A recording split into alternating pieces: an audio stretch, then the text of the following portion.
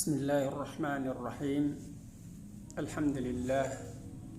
Wassalatu wassalamu ala Rasulillah wa ala alihi wa ashabihi wa man tabi'ahum bi ihsanin ila yaumiddin, amma ba'd.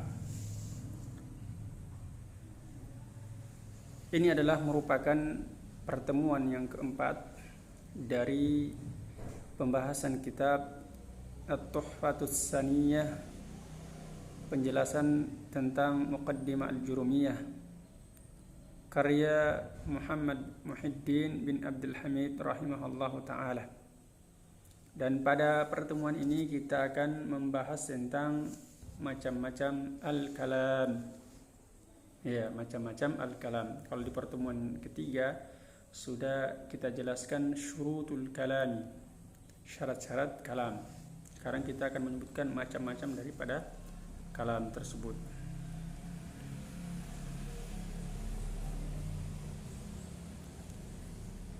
Ya, kita langsung kepada materi. Anwa'ul kalami, macam-macam kalam. Qala, beliau berkata, yang berkata di sini adalah yaitu pengarang dari kitab Muqaddimah Al-Jurumiyah, yaitu Ibnu Ajrum. Kata beliau, wa aqsamu thalathatun, dan pembagiannya ada tiga. Iya, pembagiannya ada tiga, maksudnya pembagian yaitu al-kalam. Apa yang tiga tersebut? Kata beliau, ismun wa fi'ilun wa harfun ja'ali makna, yaitu isim, fi'il, dan huruf yang mendatangkan makna. Ya. Jadi tiga kalam. Itu yang pertama adalah isim, yang kedua fi'il, yang ketiga adalah huruf yang mendatangkan makna. Nah, kita akan pelajari, kita akan bahas satu persatu dari tiga pembagian ini.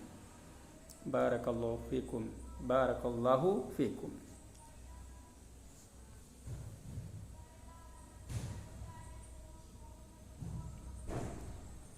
Sini beliau katakan wa aqulu, dan saya katakan. Yang mengatakan wa aqul di sini adalah yaitu asy-syarih Muhammad Muhyiddin.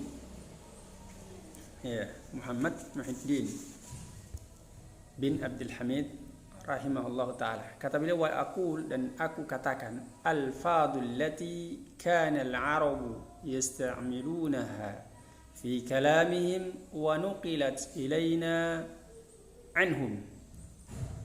Ya, dan lafaz-lafaz yang orang Arab gunakan, lafaz-lafaz tersebut di dalam pembicaraan mereka dan dinukil kepada kita dari mereka. Fa nahnu natakallamu biha, dan kita berbicara dengan lafaz-lafaz tersebut fi muhawaratina, di dalam hiwar-hiwar kita, dalam percakapan-percakapan kita, pembicaraan-pembicaraan kita, dalam dialog kita, wa durusina, dan juga di dalam pelajaran-pelajaran kita, wa naqra'uha fi kutubina, dan kita membaca lafaz-lafaz tersebut di dalam kitab-kitab kita, wa naktubu ya biha, dan kita menulis dengan lafaz-lafaz tersebut ila ahlina wa asdiqaina, kepada keluarga-keluarga kita dan juga teman-teman kita. Itu semua lafaz-lafaz tersebut la yakhlu, kata beliau, la yakhlu wahidun minha, maka tidaklah kosong satu darinya, an ayyakuna wahidan, dari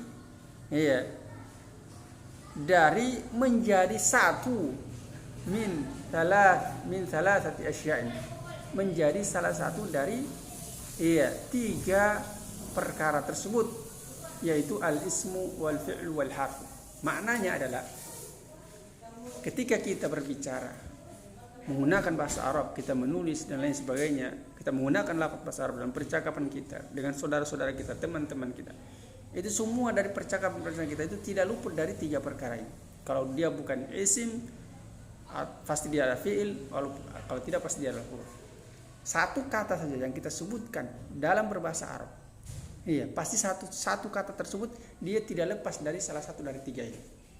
Iya, kalau dia bukan isim pasti dia fi'il, kalau bukan dia fi'il pasti dia huruf. Ya. Ini kata beliau. Ammal ismu fahuwa fil lughah. Nah, beliau akan jelaskan sini apa itu isim. Ya. Dan apa itu huruf, fi'il dan apa itu huruf. Beliau akan mulai dari isim. Kata beliau, ammal ismu, adapun isim, fahuwa fil lughati. Isim itu kata beliau fahuwa fil lughati secara etimologi. Definisi isim secara etimologi, secara bahasa maksudnya di sini adalah secara etimologi. Adalah ma dalla ala musamman, yaitu apa-apa yang menunjukkan kepada penamaan, kepada yang dinamai. Ya. Jadi segala sesuatu yang menunjukkan kepada yang dinamai, maka itu adalah isim. Ya, itu secara etimologi. Wa fi istilahin nahwiyin, dan secara istilah nahwu maksudnya secara terminologi, maka kata beliau isim itu adalah kalimatun dallat ala ma'nan fi nafsiha, yaitu kata yang menunjukkan atas makna pada dirinya. Jadi kata tersebut dia menunjukkan makna pada kata itu sendiri. Ini adalah isim.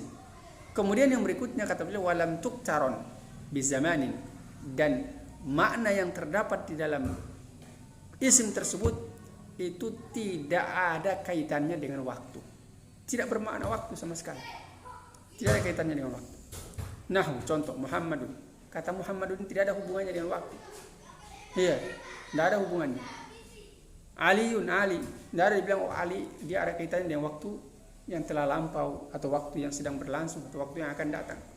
Karena dia hanyalah sesuatu yang diberi nama. Iya.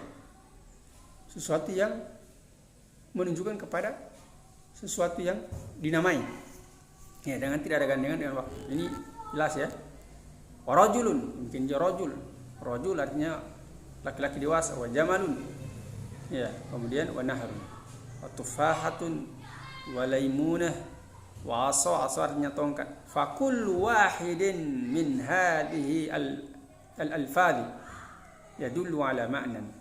Maka kata beliau, maka setiap satu dari lafaz-lafaz ini menunjukkan kepada makna. Jadi setiap satu dari lafaz semua yang disebutkan ini semuanya menunjukkan kepada makna, yaitu makna pada dirinya itu sendiri, pada kata itu sendiri. Iya, walaisa az-zamanu dakhilan fi ma'nahu. Dan tidaklah waktu masuk di dalam makna tersebut. Tidak ada waktu masuk ke dalam maknanya. Iya. Maka dia fayakunu isman, maka dia menjadi isim. Ya. Kemudian wa ammal fi'lu fil lughah. Sekarang beliau akan berpindah kepada fi'il. Apa itu fi'il? Definisi fi'il secara etimologi kata beliau adalah al-hadath, yaitu kejadian. Jadi menunjukkan kejadian, terjadinya sesuatu, itu fi'il. Ya, secara etimologi. Wa fil istilahin nahwiyin, dan secara terminologi adalah kalimatun dallat ala ma'nan fi nafsiha, yaitu kata yang menunjukkan makna pada dirinya. Jadi sama dengan isim. Isim juga adalah kata yang menunjukkan makna kepada dirinya. Fi'il juga demikian. Tetapi perbedaannya adalah waqturinat bi ahadi al-azminati ats-tsalatsati. Tapi dia bergandengan dengan salah satu dari waktu yang tiga. Bergandengan dengan salah satu dari waktu yang tiga. Apa itu waktu yang tiga? Iya, di sini beliau sebutkan. Allati hiya, iya, yaitu waktu yang tiga tersebut adalah al-madi, waktu madi yang telah lampau, telah berlalu waktunya. Wal hal, yang sedang berlangsung. Wal mustaqbal, yang akan datang. Iya. Kemudian beliau berikan contoh. Nahwu, contoh. Kataba. Nah, ini kataba. Kataba ini dia adalah merupakan kata yang menunjukkan makna kepada dirinya. Iya. Yang memberikan makna pada dirinya atas terjadinya sesuatu, dan kejadian sesuatu tersebut terjadi pada waktu lampau. Ya. Jadi berarti dia bergandengan dengan waktu lampau. Makanya di sini beliau katakan fa innahu kalimatun dallatun ala ma'nan. Maka sungguhnya dia adalah merupakan kata yang menunjukkan kepada makna. Wa huwa al-kitabah, yaitu maknanya dia adalah penulisan. Ya, penulisan. Wa hadzal ma'na muqtarinun bizamanil madi. Sedangkan makna ini dia bergandengan dengan waktu yang telah berlalu. Iya, berarti dia sudah terjadi penulisan, sehingga kalau kita terjemahkan kataba itu artinya telah menulis. Iya, telah menulis. Kemudian kata beliau wa nahwu yaktubu. Contoh yang lain adalah yaktubu. Yaktubu. Fa innahu dalun ala ma'na. Maka sungguhnya kata yaktubu ini adalah menunjukkan kepada makna. Maknanya apa? Wa huwal kitabatu aidon. Ya, maknanya adalah penulisan juga. Tetapi di sini kata beliau wa hadzal ma'na muqtarin biz zamanil hadir. Iya, dan makna ini dia bergandengan dengan waktu yang sedang berlangsung. Iya, waktu sekarang. Wa nahnu wa nahwu, dan contoh yang lain adalah uktub. Uktub artinya iya. Kata beliau adalah fa innahu kalimatun dallat ala ma'na. Maka sungguhnya kata uktub ini adalah kata yang menunjukkan kepada makna. Wa huwa al-kitabatu ayyun. Yang maknanya dia adalah penulisan juga.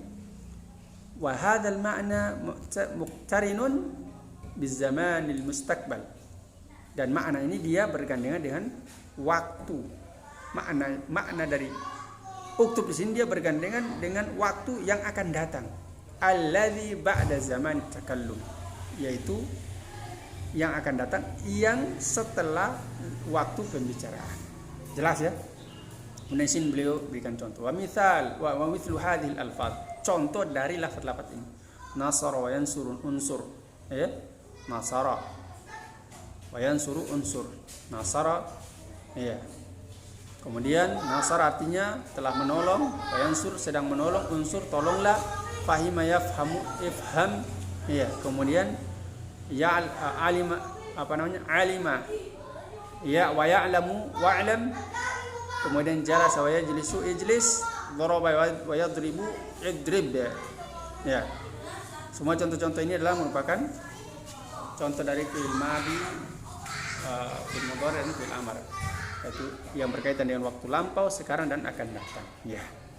Kemudian kata beliau di sini wal fi'lu ala thalathati anwa'. Fi'il itu ada 3 macam. Jadi fi'il ada 3 macam. Apa itu fi'il 3 macam? Apa saja? Yaitu madin dan fi'il madhi. Jadi berarti fi'il madin wa mudhari'un wa amrun. Iya. Fi'il madhi, fi'il mudhari' dan fi'il amr. Kan beliau akan jelaskan sini apa itu fi'il madhi, apa itu fi'il mudhari' dan apa itu fi'il amr. Fal madhi, maka fi'il madhi kata beliau adalah ma dalla ala hadatsin waqa fi zamanil ladzi qabla zamanit takallumi. Yaitu apa-apa yang menunjukkan atas kejadian dan terjadi pada waktu yang sebelum waktu pembicaraan. Berarti terjadi sebelum waktunya. Artinya apa? Contoh kita sebutkan misalkan, ya. Sini beliau sebutkan contoh, ya. Contohnya adalah nahwu kataba. Kataba artinya kataba sini dia terjadi, iya. Dia adalah kata yang menunjukkan terjadinya sesuatu. Dan kejadiannya dia ini terjadi sebelum waktu pembicaraan. Artinya sebelum kita mengatakan kataba, maka kataba itu sudah terjadi. Sebelum kita mengatakan kataba kan artinya penulisan. Artinya sebelum kita katakan kataba, maka penulisan itu sudah terjadi. Berarti dia sudah terjadi. Makanya di sini katakan fi zamani waqa'a fi zamani alladhi qabla zamanit takallumi. Itu terjadi pada waktu yang sebelum waktu pembicaraan. Ya. Kemudian contoh yang lain adalah wa fahima wa kharaja wa sami'a wa absara wa takallama wastaghfara wastaraka. Ya, ini cari sendiri artinya di kamus. Jadi itu fi'il madhi. Ya. Kita lanjut. Kemudian yang berikutnya adalah wal mudhari'. Fi'il mudhari'. Kata beliau ma dalla ala hadatsin yaqa fi zamanit takallumi aw ba'dahu. Ya. Jadi fi'il mudhari' adalah apa-apa yang menunjukkan atas kejadian yang terjadi pada waktu pembicaraan atau setelahnya. Jadi dia ini fi'il mudhari' adalah sesuatu yang menunjukkan atas terjadinya apa-apa yang menunjukkan atas terjadinya sesuatu dan kejadiannya itu dia pada waktu pembicaraan. Iya, atau setelahnya. Itu fi'il mudhari'. Iya. Di sini kita katakan nahwu, kata beliau contoh adalah yaktubu. Yaktubu ini, iya, dia adalah maknanya adalah penulisan. Tapi penulisan ini adalah dia terjadi pada waktu pembicaraan. Artinya ketika ditulis dikatakan yaktubu, maka penulisan itu terjadi pada saat, iya, dikatakan yaktubu. Itu. Au ba'dahu, atau setelahnya, kata beliau. Atau setelah terjadinya pembicaraan. Artinya pembicaraan dulu terjadi, baru terjadi yaktubu. Sehingga kalau begitu yaktubu ini adalah fi'il mudhari, berarti dia berkaitan dengan waktu yang sedang berlangsung dan waktu yang akan datang. Maka kalau kita katakan yaktubu Muhammad, berarti Muhammad sedang menulis. Ada dua kemungkinan. Kalau kita katakan yaktubu Muhammadun atau Muhammadun yaktubu ar-risalata, Muhammad menulis surat. Maka menulis di sini ada dua kemungkinan. Apakah dia sedang menulis atau akan menulis? Kalau akan menulis berarti waktunya nanti akan datang. Berarti terjadi setelah zaman pembicaraan. Nah, sekarang bagaimana kita bisa membedakan kalau dia itu sedang berlangsung atau akan datang? Maka kita akan bahas pada pertemuan yang akan datang, insya Allah. Karena akan ada pembahasan khusus. Pada pembahasan tanda-tanda fiil. Pembahasan pada tanda-tanda fiil. Akan di situ diketahui dia. Contoh yang lain, wa yafhamu wa yakhruju, yafhamu yakhruju wa yasma'u wa yansuru wa yatakallamu wa yastaghfiru wa yastariku. Nah, kelas. Sekarang fiil amr.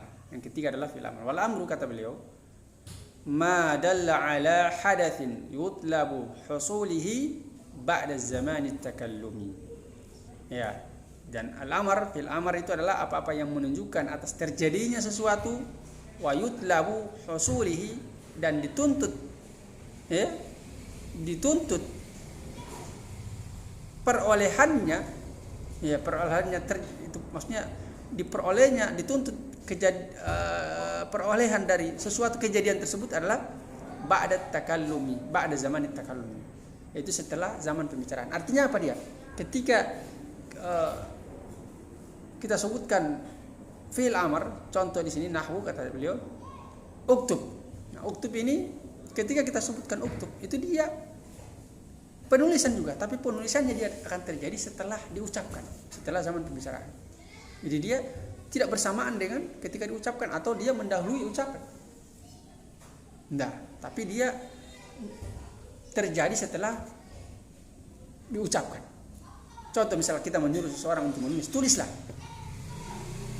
Kemudian setelah itu dia menulis.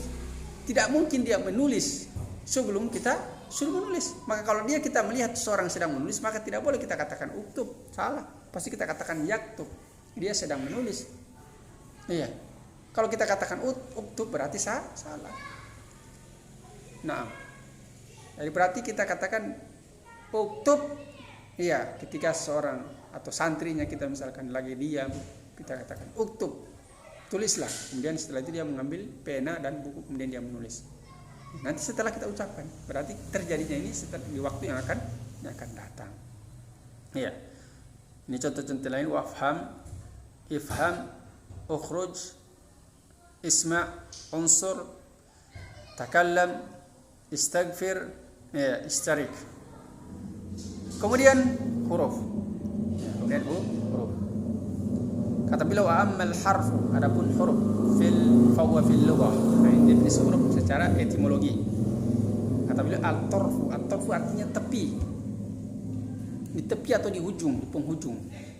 Itu makna dari at-tarf. Itu makna huruf secara etimologi. Wa fi istilah nuhat, dan secara istilah nuhat artinya secara terminologi, maka dia adalah kalimatun dallat ala ma'nan fi ghairiha, yaitu kata yang menunjukkan kepada makna fi ghairiha, pada selainnya. Jadi dia memberikan makna bukan pada dirinya tapi pada selainnya, pada kata yang bergandengan dengan huruf tersebut. Ini namanya huruf, definisi dari huruf ja'li makna yang maksudnya sini. Karena huruf itu ada dua, ada huruf ada huruf ma'nawi dan ada huruf mabani. Huruf ma'nawi adalah huruf ja'li makna, harfu ja'li makna, huruf yang mendatangkan makna. Nah, ini yang disebutkan di sini adalah huruf yang mendatangkan makna. Yang kedua adalah huruf mabani. Huruf mabani adalah huruf hijaiyah, alif, ba, ta, sa, dan seterusnya. Dia tidak memiliki makna, tidak memiliki makna. Dia huruf hijaiyah. Nah, yang beliau maksudkan di sini adalah huruf ja'li makna, sebagaimana beliau sebutkan di awal. Kemudian kata beliau, jadi dia memberikan makna pada selainnya. Contoh min nahwu min. Jadi kata min ini adalah huruf jali makna dia. Maka fa inna hadzal lafdha kalimatun dalat ala makna. Maka sungguhnya lafaz ini itu lafaz min. Kata min ini adalah menunjukkan kepada makna. Apa maknanya? Fahuwa al-ibtida'u. Maknanya dia al-ibtida'u. Kapan dia bermakna al-ibtida'? Iya. Kapan dia makna al-ibtida'? Ketika dia tersusun dalam redaksi kalimat. Iya, tergantung nanti dia bisa bermakna ibtida, bisa bermakna yang lain. Dia bisa bermakna bermakna.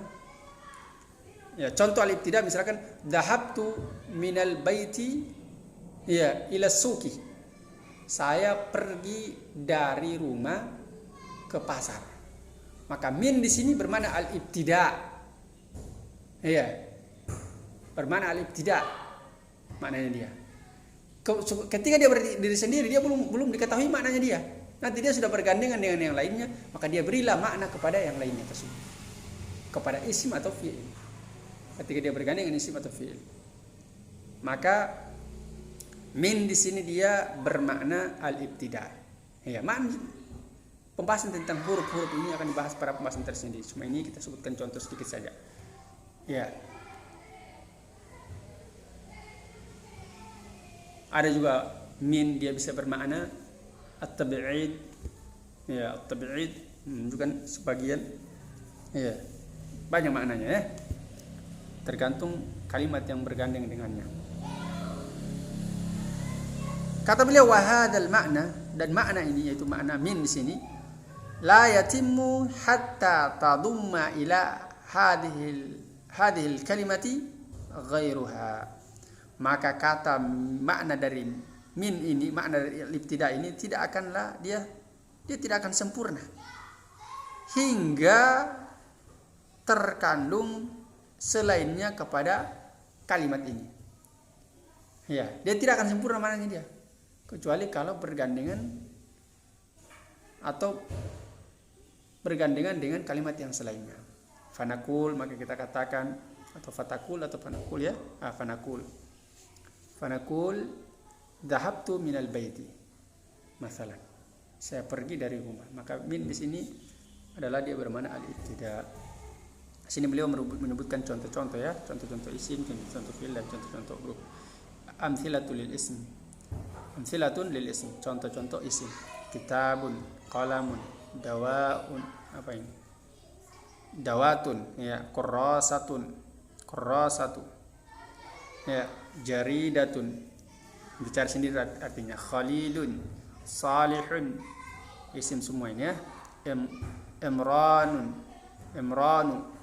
Ya, waraqatun, sab'un, himarun, di'bun, namirun, fahdun, ya, burtuqalatun, ya, kimmasratun, ya, narjisatun, apalagi, ya, wardatun, haula'i antum, ya. Kemudian amthilatun lil fi'il, contoh-contoh fi'il. Safara, yusafiru, safir. Qala, yaqulu, qul. Amina, ya'manu, iman. Radiya, yarda, irda. Sadaqa, yasduqu, usduq. Ijtahada, ijtahid. Istaqarra, yastaqiru. Ya, istaghfara, yastaghfiru, istaghfir. Kemudian amthilatun lil harfi, contoh-contoh huruf. Min, ila, an, ala, illa, lakin, inna, an, bala, ya, bal.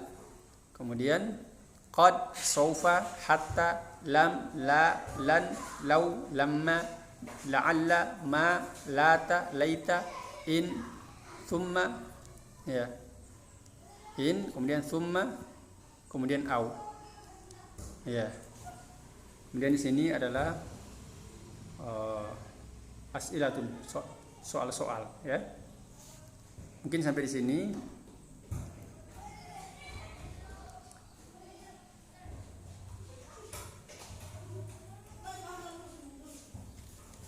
Insya Allah nanti kita